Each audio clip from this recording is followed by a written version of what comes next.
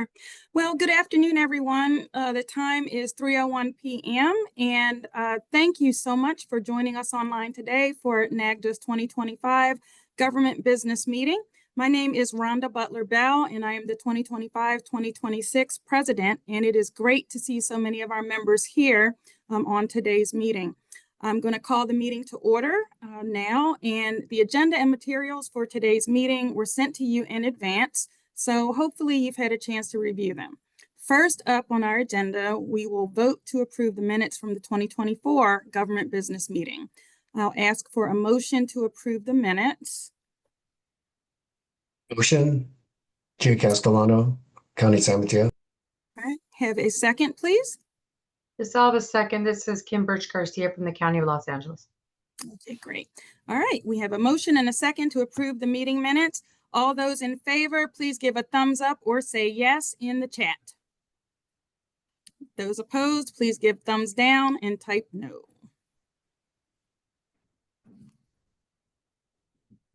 All right. Thank you. Minutes have been approved. It has been another strong and productive year for NAGDCA. Our membership has reached an all-time high with 271 governmental plans represented, which is an incredible milestone that shows the growing importance of our industry. It's also been a relatively quiet legislative year for us compared to the past few years, but in May, the board visited Capitol Hill, and in September, we received long-awaited catch-up guidance. We also had our largest conference since 2019, the pre-COVID era, and one of our biggest ever with 912 attendees in San Diego this September. It really was a great week full of connections and energy. I really want to take my hat off to the NAGDCA staff for doing a great job with the conference. San Diego was beautiful and everything really went off without a hitch. So congratulations to the team for putting together an excellent conference for this year. As you can see from today's program, we moved the government business meeting outside of the conference. That gives us the chance to reflect on the full year, allow more networking time during the conference itself, and open this meeting to members who may not have been able to travel to California. Today also marks our official transition to the 2025-2026 NAGDCA board. I want to take a moment to thank Mo Rayhan, and please correct me if I'm mispronouncing your last name, Mo. For his leadership. Oh, thank you. For his leadership as president this past year, and Kelly Hires for her 6 years of dedicated service to the organization. It was great to hear from both of them in San Diego. I have thoroughly enjoyed working with you. Kelly, I'm going to miss having you on the board. And Mo, I'm glad we get you for our immediate past president. The executive board, as you can see on the screen for 2025 and, oh, that's 24. There we go. 2025 and 2026. I will be president. Beth Conrad-Sinclair will be vice president. Jim Putvin will be secretary treasurer. Mo Rayhan will be our immediate past president. Hunter Bethea will be member at large, and Malia Bonham will be our newest member at large. Julian Reagan will be the industry president, and Paul Nasario will be our industry observer. So welcome to our new board for 2025-2026. This summer, Malia Bonham with the Washington State Department of Retirement Systems was elected by the membership, and we are so excited to have her join the board. Malia, would you like to introduce yourself and say a couple words? Sure. Thank you. Oh, I get the big screen when I'm talking. Lovely for me. I thought I was going to get out of not having to stand in front of a bunch of people, but for the warm welcome. I'm Malia Bonham. I'm with the Washington State Department of Retirement Systems. I have been where many of you are, whether it's working on a state plan. I also used to work for the city of Seattle's 457 plan, so I've also been on that side of things. And just a huge thank you to all of you who voted for me, and even if you didn't vote for me, thank you as well. And I'm really excited. NAGDCA was such an instrumental part in us being able to pass and approve our auto-enroll legislation for local governments. And so I'm very excited about the opportunity to give back. And again, thank you to all of you. Without all of you, NAGDA wouldn't be here. And so just know that the work you do matters. You're seen, you're appreciated, and we're here to support all of you. So looking forward to that in the coming year. Thank you. Well, thank you, Malia, and we are really thrilled to have you on the board and appreciate you and Paul joining us. I'd also like to thank all of our current and past board members and every committee volunteer for your time, your energy, and your commitment. Your contributions truly strengthen NAGDA and help us continue to serve members year-round. Now we're going to turn to bylaws and strategic planning. Josh, do you have slides for this or no? Not for those. So you get the big screen a little bit too. Oh, I don't like the big screen, but anyway. So earlier this year, the board went through a strategic planning process, which Matt will talk more about shortly. But one key outcome was an updated mission and vision for the organization. And we did a lot of work on this with our consultant. The update requires some minor changes to the bylaws. Since it's been about 5 years since our last full review, we took the opportunity to look for other updates to strengthen governance and found 3 proposed changes. One is update the timing of board terms so that transitions remain aligned with the annual conference now that this meeting occurs later in the year. The second one is to remove the industry committee governance from the bylaws to provide greater flexibility and align with how our other committees are structured. This does not change the industry committee's succession to board positions, however. And the third one is to phase out the government subscription membership, which applies to just 2 or 3 entities per year. And we thought it made sense to remove that. Those organizations will move into the regular government membership category and receive full benefits, which makes a lot more sense. We will send an email this month fully explaining the amendments and call for an electronic vote on these items. The board is fully supportive of these changes, and we hope you'll take some time to review and vote. These amendments are designed to keep our association strong and aligned with our evolving structure.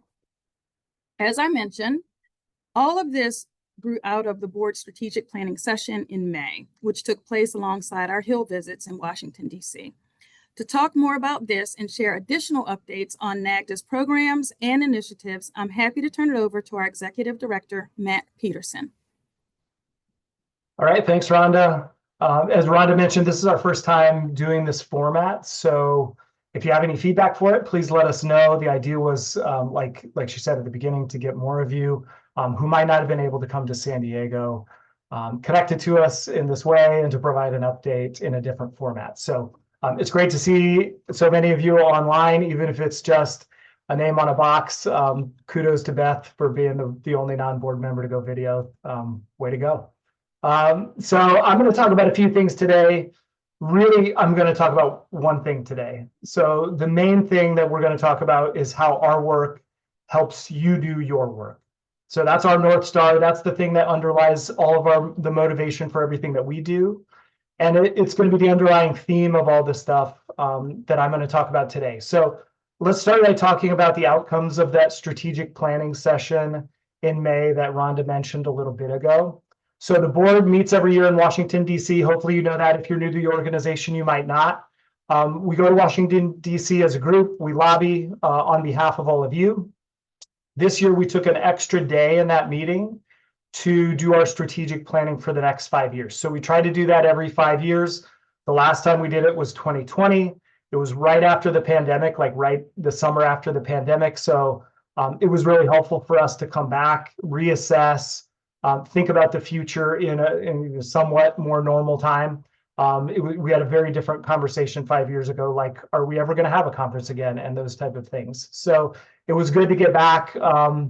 And the results, we really ended up with 3 strategic pillars, which are kind of our long-term outlook, and 3 strategic initiatives, which are the things that we're going to do over the next couple of years. So I want to talk about both of those in turn and just give you kind of some insights on how we're approaching the work, and then answer any questions that you might have about it as we go along. So for the pillars, they're pretty simple. They shouldn't be much of a surprise to any of you. I think they capture the work that we do very succinctly. So you can think of them in very simple terms of just advocate, collaborate, and educate.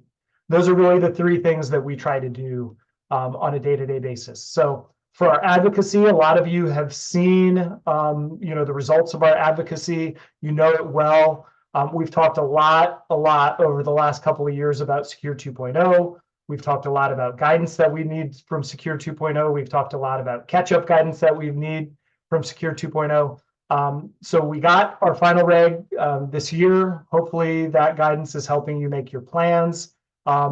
We also want to remember that there were 90 plus other provisions in Secure 2.0. There are things like the Sabres match, which are going to come up soon. We still need guidance on. So we are working on getting more guidance from Secure, but nothing, nothing as urgent we felt as the catch-up provisions. That said, we're starting to look forward now in looking for ways that we can improve the system in the future. So with that in mind, we're currently developing our legislative priorities for next year. So for those of you who've never been on the legislative committee, and I encourage you, if you haven't ever done that, it's a really good experience, and you get to see how some of that sausage is made. We're working on developing our legislative priorities right now. I will say it's a good time if you have anything that you think would be helpful to your plan that can be accomplished through federal legislation or regulation. Send it to us. Send it to me, send it to the NAGDA inbox on the website. Those ideas do drive those priorities, and those priorities drive our engagement with Congress and with the regulators that we talk to every single year. So all of those ideas are from you. Like everything that we have on our priority list right now has come from somebody, sending a note and saying, hey, my plan could really use this, or have you ever considered this change? We do it on your behalf. We're lobbying for you. And the only way we can know what's helpful to you is for you to tell us. So take the time to do that. If you have something that is on your mind, we're in that process right now. So the timing is really good. So that's our advocacy. Like I said, hopefully you're familiar with it and you've been aware that we're doing that. So let's talk about our collaboration and the way that we collaborate and the way that we try to get you all to collaborate. So it's currently centered around two primary ways. One is online and one is in person. The in-person one, many of you know, we have our conference every year. I think most of you were probably in San Diego. It was great to see all of you. Obviously a beautiful week. We hope to see you again next year. We're going to be in Orlando. So if you can make it to Orlando next year, we'd love to see you again.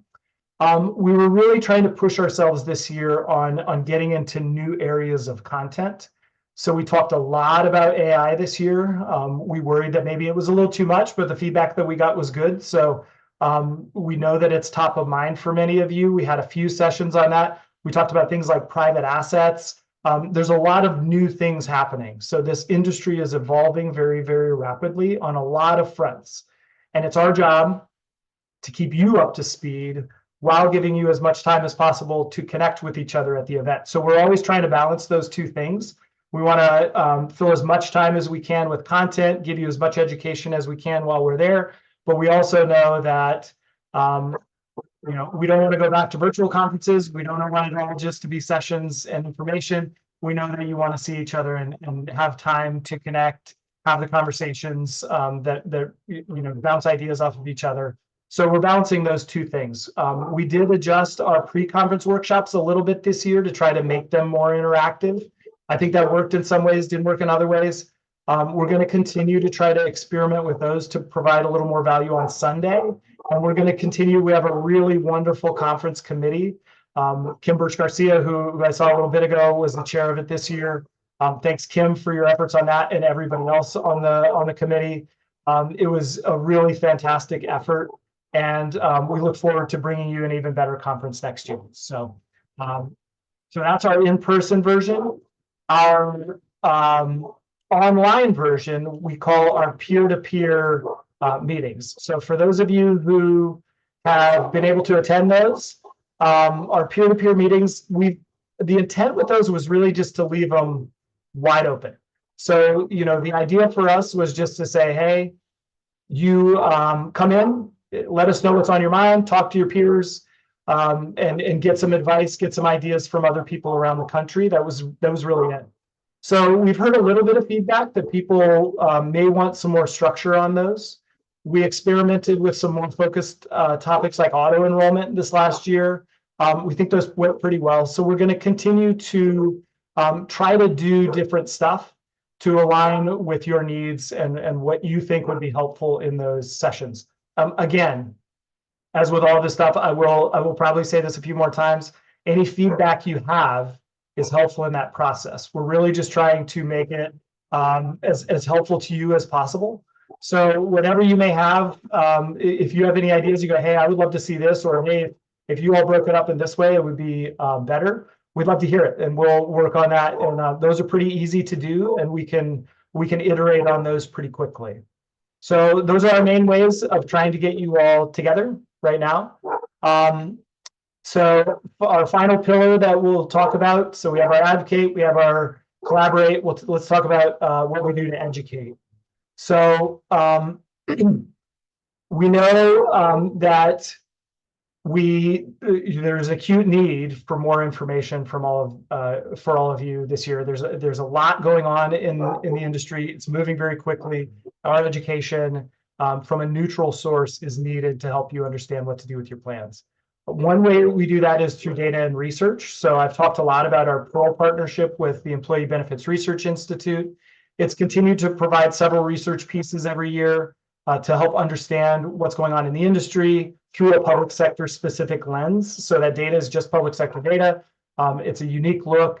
We have a couple more pieces coming out before the end of the year. You probably saw, for those of you who stuck around to the end of the conference this year, we talked about JP Morgan has been helping us with some data, and there's some overlap data that they have that's been very helpful for us. So we've done a lot with the Pearl database. We feel like the research has gone really well. It was a two-part project. So, the idea of Pearl was that it was going to be research and benchmarking, and we haven't done as well on the benchmarking, and we know that. So the benchmarking piece on the database has been very slow. We're a couple of years behind. I think we've identified the flaws in that process, and we're going to be working with the record keepers this year to speed that up. It does take an extra step from them. So, it's going to be an ask for the record keepers. It's a little more work, so I have to work with them on what that looks like. But I can talk more about that at the end when we get into the Q&A. If there's interest in that, I don't want to hang up too long on that, but expect to see some more work on that as we go forward. So that's the Pearl. Beyond what we have in Pearl, we also know that we can't just talk about some of these topics. I talked about AI. I talked about private assets. We can't just talk about those at the conference. It can't just be an hour a year. It can't just be a couple of days in a year. It's really year round. We know that the information is evolving very quickly and that there's a lot that you need. And that's not just for the new topics. That's for things like your fiduciary obligations. We can't just talk about those type of things, communications at the conference, and expect that to be enough for the year. We know that there's a lot. There's a lot more that we can do. So over the past couple of years, we've been building a series of what we've called guides. So, the NAGDCA guide to fees, governance. We're planning to accelerate the development of those guides to meet the pace of change in this industry, which is awfully fast. So we're going to be trying to push those out faster. That said, we want to maintain the level of quality that we feel like we've been able to achieve with other guides. So we're going to be trying to strike that balance, giving you good information, but giving it to you as quickly as we can. The intent of the guides, just so that you're clear on those, is to give you something that you can share with your staff, with your committees, in meetings, something that you can have in hand. We think of them kind of as like quick reference guides. So, they have definitions, key concepts. We really want to help you have the right conversations about some of this kind of complex stuff on topics that are driving the way that your plan works. So we also recognize that beyond the guides, there is a need for a deeper dive on a lot of these topics and more built out information on a lot of these topics. So I mentioned last year at the conference in Phoenix, for those of you who were there, that we've been working on developing some courses, more formal courses, like an education program. And we're still on track with that program. We are working on it. We are on track to have our first courses, which will be the fundamentals of public DC plans. We'll have one for administrators and we'll have one for trustees. We're looking to have those completed by the conference next year and ready for you all to start enrolling in. So we'll be working on that through this year. Those are going to be web-based. There'll be multi-module interactive courses, all specific to public sector information. So they should be very tailored to the needs of all of these topics that we're talking about. They should be very tailored and should be available sometime later in the year. Rob, you got a question? I can pause. Yeah, Matt, that sounds great. Sure, commend the board and staff's work on that. Has there been discussion on what the costs would be associated with that? Is NAGDA prepared to kind of roll that out in advance so that we could, those of us in state governments, were like, for Nevada, for example, we're on a biennial budget cycle. We're building our budget starting in January, right? I'll have to build that in for not only our staff, but as well as our governing board as well. So first thing that came to mind there.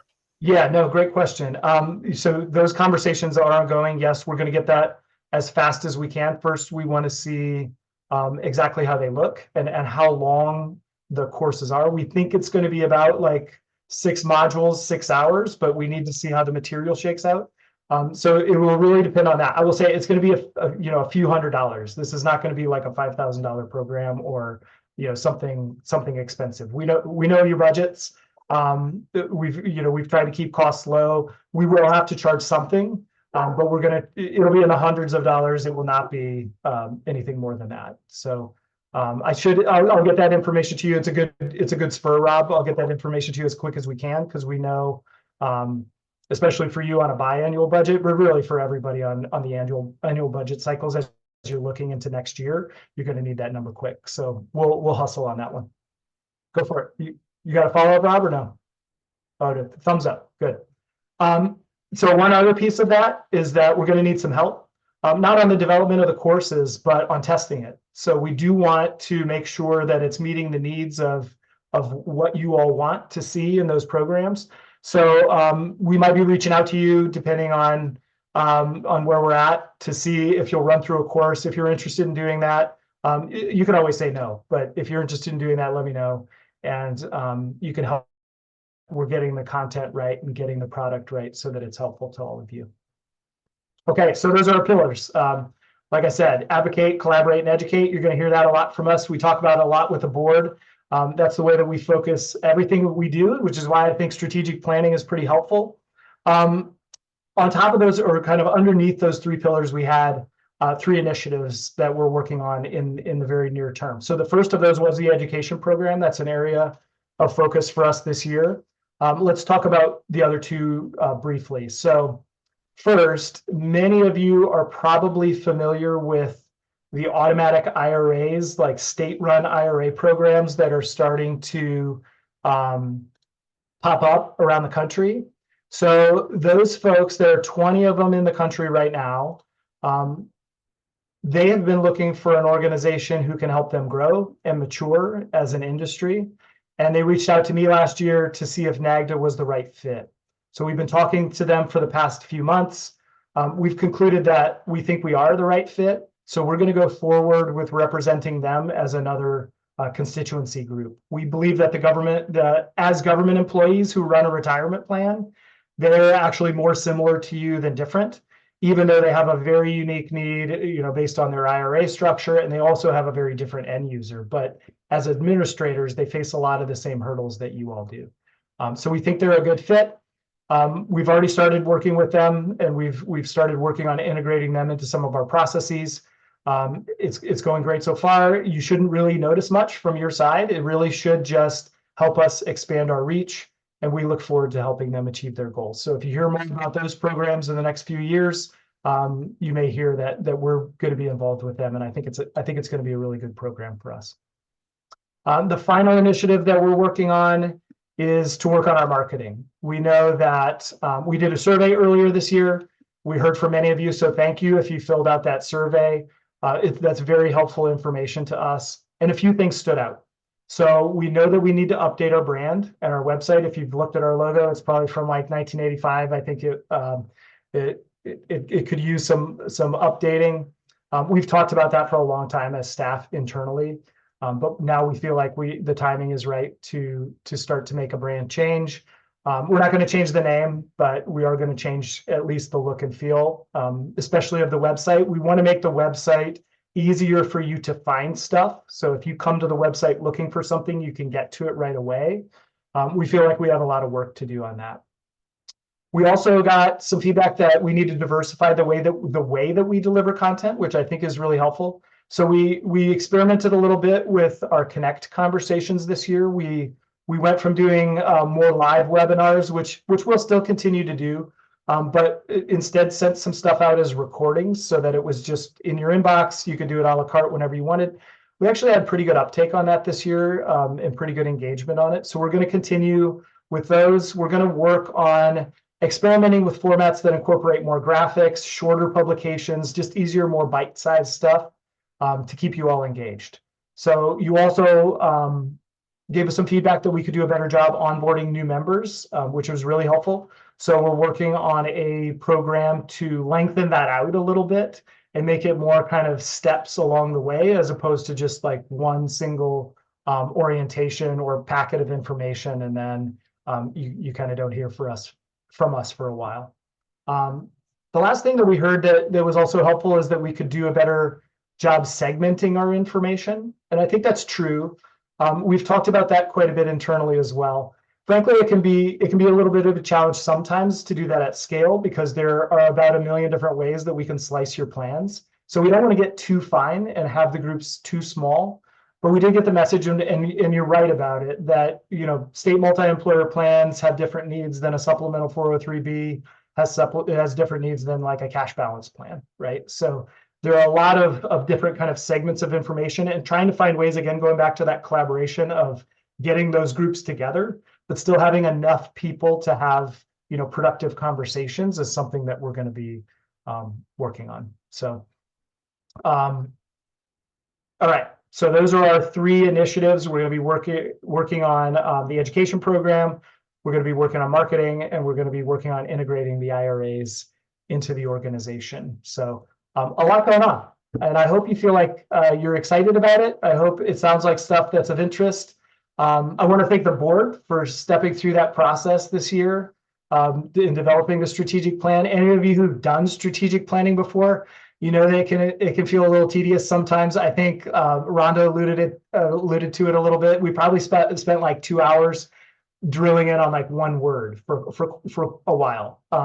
But it's important, getting everybody's ideas out there, seeing how different people view different things is really informative, and it was really helpful for us to get to what I think was a really good path going forward. So I also want to thank all of you for your membership and your participation in this organization. I know there are a lot of other things you could be doing with your time.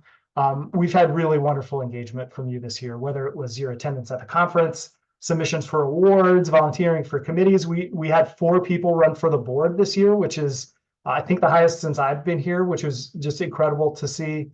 You joined the peer-to-peers, you showed up today. We really want to thank you for that level of engagement. I want to reiterate that our job is to help you with your job. So let us know how we can do that.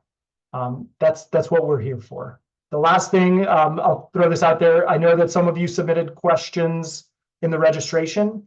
I'm going to turn it back to Rhonda in a minute here and let her close up the meeting, and then I'll stay on. I'll answer those questions. And if any of you have any other questions, anything about the organization, we'll just open it up. So if you're interested in sticking around, you can. If you don't want to, feel free to move along with your day. But thanks again. Rhonda, I'll turn it back over to you. Well, thank you so much, Matt, for providing that comprehensive information to everyone. We really appreciate all that you do. You are such a great ambassador. And by the way, everyone, Matt hates when people give him compliments. So I'm giving you compliments anyway, Matt.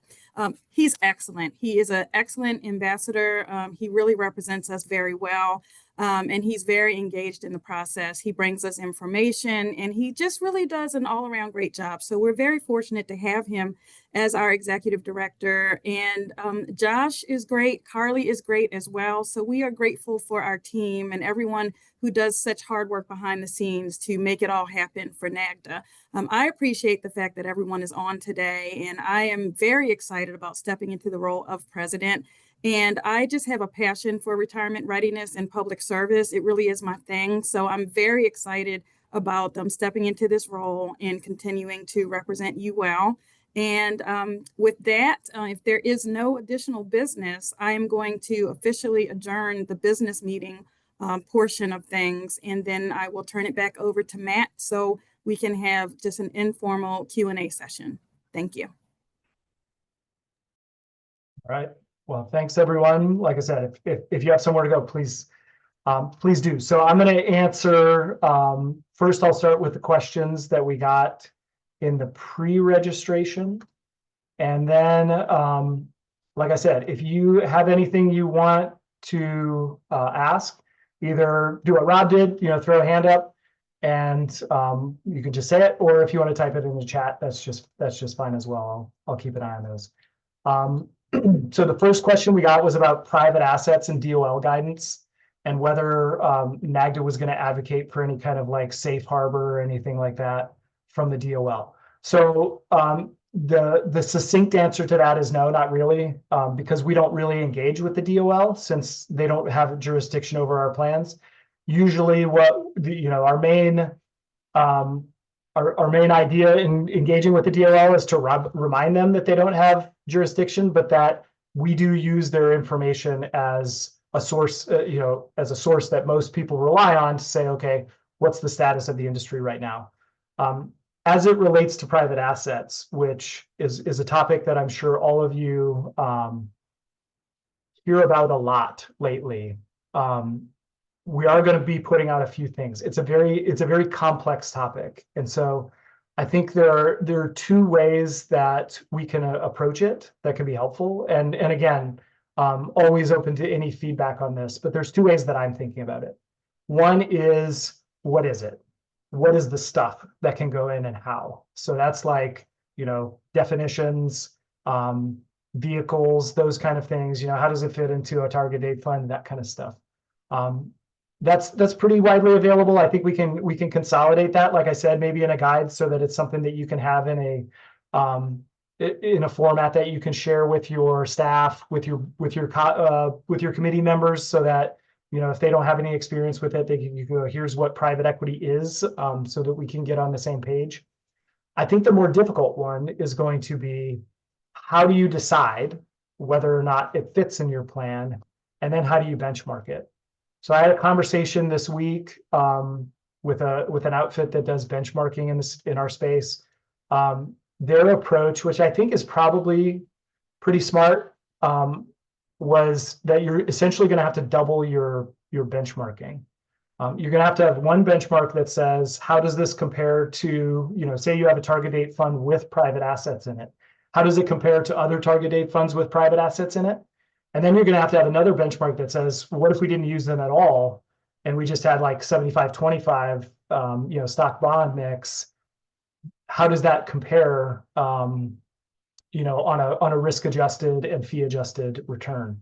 That's kind of a napkin sketch of how some of the complexities of this. It's going to be, what I'm seeing is that there's a lot of topics now.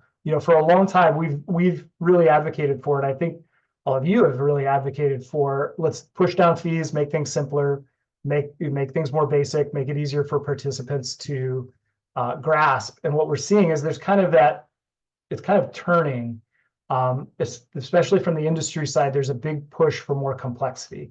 It's retirement income products, it's private assets, it's dynamic QDIAs, it's all kinds of managed accounts, advisor managed accounts, all kinds of bells and whistles that may add value, but are a lot harder to evaluate.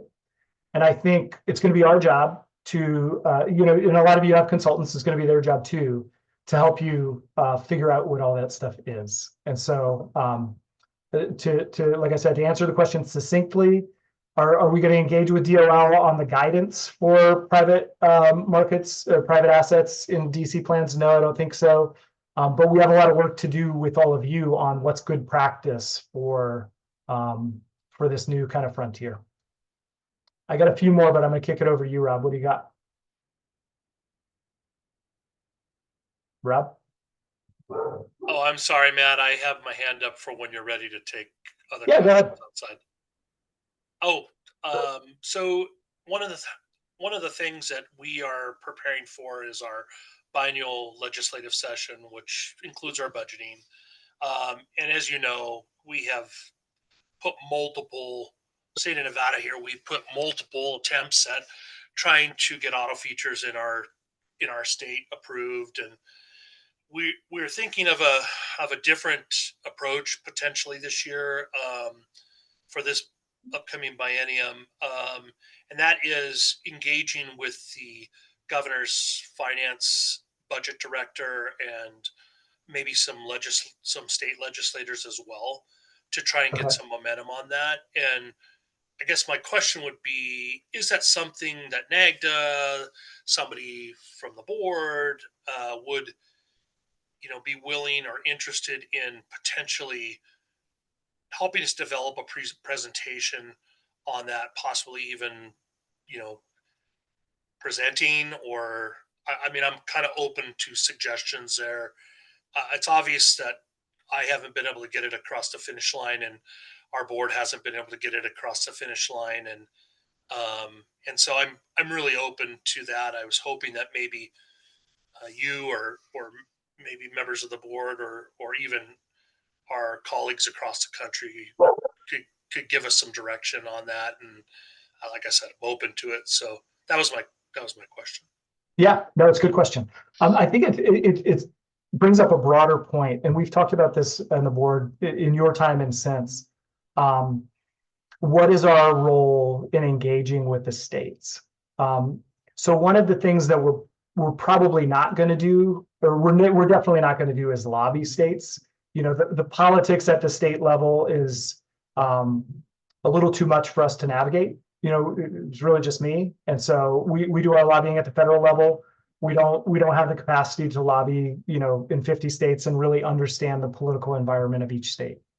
That said, providing information to a state, absolutely. And that can be in a lot of different forms, whether it's like just a letter of support. So I've sent a couple of letter supports to Maryland for Rhonda's effort to try to get auto enrollment. Malia mentioned I did the same in Washington. In North Dakota a couple of years ago, I actually went out to Bismarck, lovely town, and I did a presentation with the state. They had moved to a primary DC plan, and they asked for what did we miss essentially in the legislation that we passed, and what are some things that we can consider if we want to adjust our legislation. So I talked about a few things that could make that better. Anything we can do to be helpful, absolutely. And Rob, I'll talk to you about it. I can come out there. I'm perfectly willing to come out to Carson City and help. Yeah, we are going to be holding our annual strategic planning day, where our board gets together, all of our vendors get together, and that a portion of that day is going to be dedicated to inviting our legislators and our head of our budget finance office and the governor's office to participate in that. And I just feel like the more people we can have to potentially cheerlead that and help them understand why it's important and what it really does for state employees, the better I think better position we're going to be in going into the budget cycle. So I'd love to chat with you offline on this, and anybody else. I know I'm reaching here. Totally, I'm willing to take any help anybody can give. So yeah, absolutely. And like I said, anything, and I would throw this out to anybody, if we can be helpful, let us know how we can be helpful. I might not be able to come everywhere and do everything, but there's a lot that we can do, and so don't be afraid to ask. So good question, Rob, and I'll send you a note about that. So I got a question about Secure 2.0 catch-up guidance. I don't expect any other guidance. Like I said, I do. The IRS has still been doing work kind of behind the scenes. They have a surprising number of essential employees even during the shutdown. So I would expect more guidance to be coming out as different provisions from Secure 2.0 come up. But no, I don't think catch-up is going to be something we'll hear more about. One thing, and a couple of people have brought this up, including Beth. One thing to note about the catch-up provision is that it is indexed, and if we have that $145,000 of salary from last year in FICA wages, if the inflation index that is used for that pushes the salary, looks back and pushes the salary index for inflation up more than $5,000. So it only works in $5,000 increments. It's a very oddly written piece of legislation. But if inflation, inflationary increases pushed that salary look back over $150,000, then everybody's going to have to reprogram $150,000. So I think that would be like a 3.4, 3.5% inflation this year. That is unlikely to happen, but we don't have that number yet. So it's something to keep on your radars. We're going to be on top of it. Groom's already working on getting information for how to react to that, and how to understand what that mechanism is. But just something to keep on your radar, that 145,000 isn't static. It is indexed, and we'll have to change all those systems over time. Okay. What is a good one from Jennifer? What are the most important trends plan sponsors should be paying attention to over the next 5 years? So that's an easy one. I mentioned a little bit. I mean, you could go a lot of different directions with this. I think I mentioned a little bit, and this is kind of the thing that I see the most when I talk to other industry groups, is that there is a big push towards complexity, and there is a big push towards kind of consolidation and really bundling of services. So we talked a long time when I first got here about 8 years ago about bundling and unbundled services and some of the benefits of each. The push was to unbundle everything, get best pricing and best service on each thing. And now, as there's less and less companies in the space, and it's not just record keepers. There's a company that puts out data on the number of mergers in the advisor space every year. And so far this year, there are over 300 mergers that have happened just in the advisor space.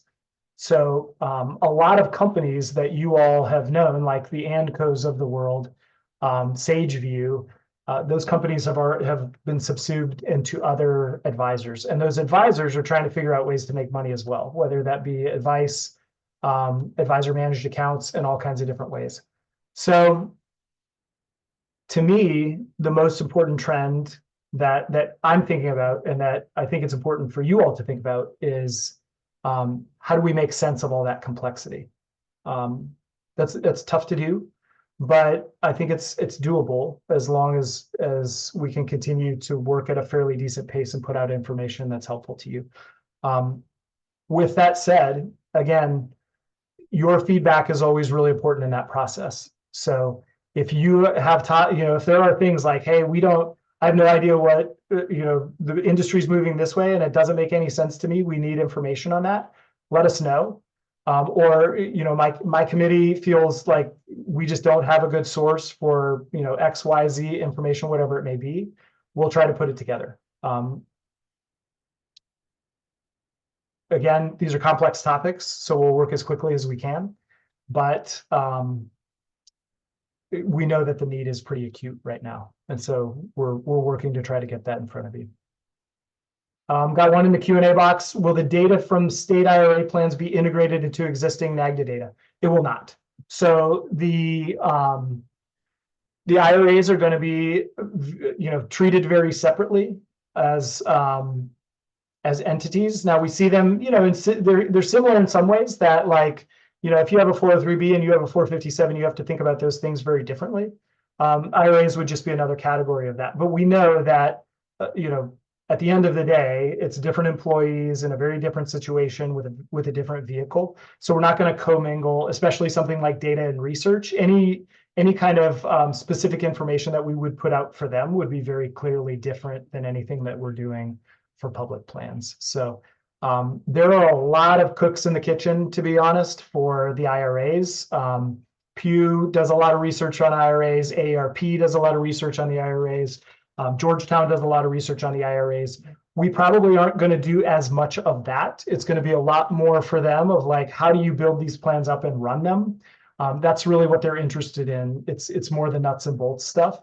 But anything for you from the public plan side is going to be pretty transparent. It's really not.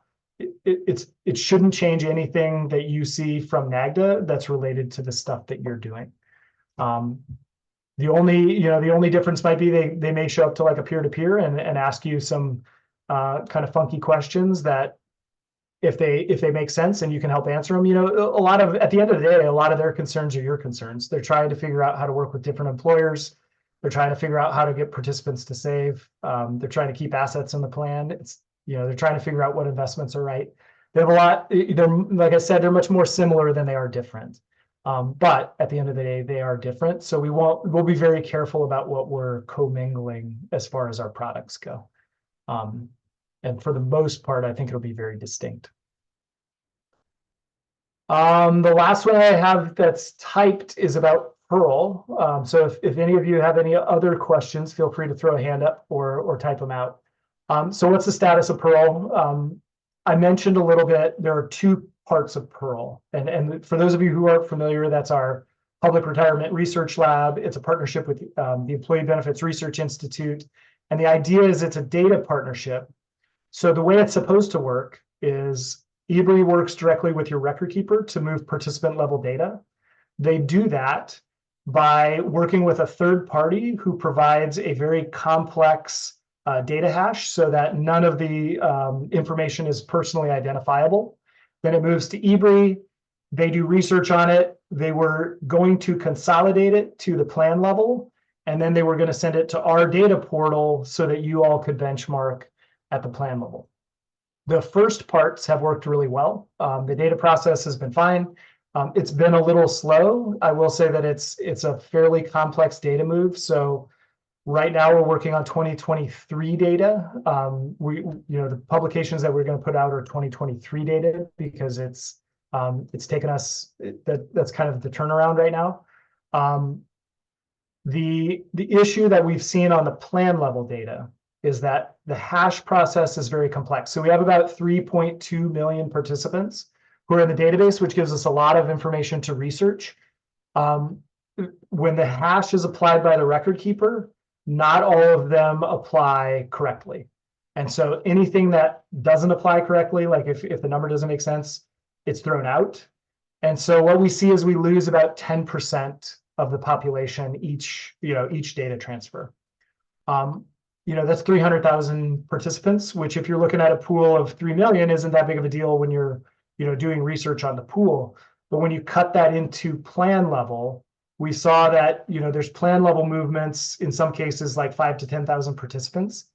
It doesn't really change a lot of your top line benchmark numbers, like what's your average asset allocation, what's the average loan use or contributions or balances. But what we've seen is that when you slice the data out, which our portal does, which we don't want to give up, when you cut it into gender, when you cut it into age, you start to see numbers that get off because of those missing records or those records that were taken out for quality purposes. So we were seeing differences in segments, like 25% off, 30% off, 40% change year to year. We know that average balance for females age 35 is not changing that much. And so there was some concern about we don't want to provide bad numbers. So we've been trying to work through like why are those numbers not making sense at the plan level? And that's why, because a lot of those records are pulled out. And with the hash process and the data security that eBree has, it's a one-way street. We get one shot at it. We can't go back to the record keeper and say, hey, go do that process again. the algorithm doesn't work that way. It's only a one-time thing. So what we're going to do is ask the record keepers to do that consolidation piece themselves and send it directly to our portal, which bypasses eBrief for the plan level data. We would still be doing the participant level data. It bypasses eBrief for the plan level data. It should go much quicker. You know, we should be able to turn around the plan level data within 6 months. The only caveat to that is that now your record keeper would have to do extra work, and they would have to do that year-end benchmarking data with all those same cuts and be able to send it to our portal. So they've been open to that in the conversations that I've had so far, but we need all of them to get on board with it. So I'm going to be working on that over the next couple of months to try to get that data process nailed down, to get all of the record keepers, at least the 4 major record keepers. We really need Voya, Mission Square, Nationwide, and Empower to do it. For those of you who have like a single vendor or a vendor who has one client, we're going to try to get those as well, but we definitely need those major 4 companies to work with us on this process. So more to come on that. My apologies for the delay. It has been a lot slower and more frustrating at the plan level than we had hoped. We hope you're getting something out of the participant level data, but that's where the benchmarking stands right now. That is all the questions we have at the moment. Does anybody else have anything on their mind or anything they would like to know? This is your chance. One other piece of feedback that I would ask for, and you can put it in, I don't know if we have a survey going out on this, Josh, or whatever. We can do this more often if it's helpful. If there's kind of like a mid-year meetup that would be helpful, we could consider that too. Maybe throw in a legislative update so you can get a word from what we're doing on the lobbying front from Groom. We're open to different formats. If it's helpful to come together and just hear from me, hear from the board, we're certainly open to that. If you don't like this format and you go, hey, bring it back to the conference, we can consider that. We kind of felt like it was good to take it out of the conference so that it didn't feel like you were having to go to something and having to listen to us. You could just talk amongst yourselves and have some more free time to interact with peers. So like I said, we're here for you. We're doing all this stuff so that you guys get value out of it. If you have any other feedback for us, it'll help us adjust and make things right. So we appreciate everything. Anybody else have anything you would like to add? Any other questions? Last shots. Okay, I think that's it. Well, thanks a lot, everybody. Have a good week, and we look forward to seeing you again soon.